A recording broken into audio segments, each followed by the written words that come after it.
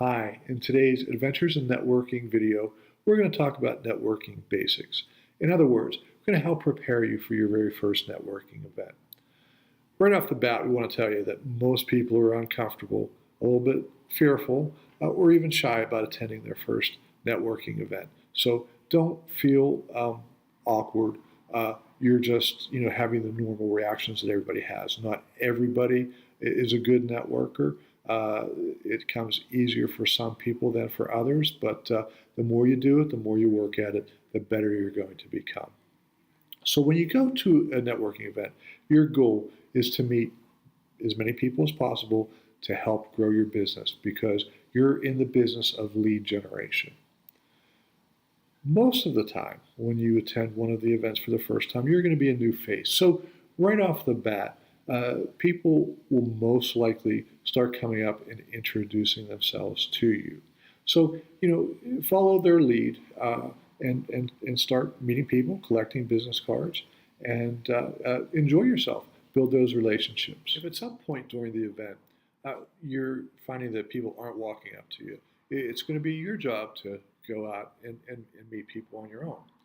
Now, I'll tell you a secret, something that I learned when I started networking that made it easier for me. First, realize that you're not going to be the only individual in the room who's a little bit nervous, who's a little bit uncomfortable, who's a little bit shy. At this point, take a look around the room. You're going to find somebody who's standing up against the wall, who's off to themselves, who might be eating some of the snacks or just looks uncomfortable. They're probably in the same position as you. They're shy, they're new to networking. So this is your opportunity to walk up, introduce yourself, say something like, "Hey, you look like somebody I should know," or say, "Hey, I don't think we've met before." Get the dialogue going. That's going to be a big help. So the more that you do this, the more it's going to make you feel comfortable when you're presented with the same situation in the future. Your next challenge is going to be, what are we going to talk about? There are two acronyms that you can use. One is called FROG and one is FORD. FROG would be family, recreation, occupation, and goals. FORD is similar. F is for family, O is for occupation, R is for recreation, and D is for dreams. So it is pretty much the same type of thing. But those four topics are pretty safe and are good to talk about to get to know other people, especially when you're first meeting. So now that you've had a chance to meet some people and walked away with some business cards, what you're going to want to make sure that you do after the meeting is prepare some follow-up. Now, the most effective follow-up would be a handwritten note. Now, I'll tell you another secret. 50% of people that receive handwritten notes can never throw them away. So this is going to be something that's impactful when you write a note. The note could be just something simple, something like, "Dear Ms. So-and-so, it was a pleasure meeting you at the XYZ networking event last evening. I look forward to seeing you at a future event."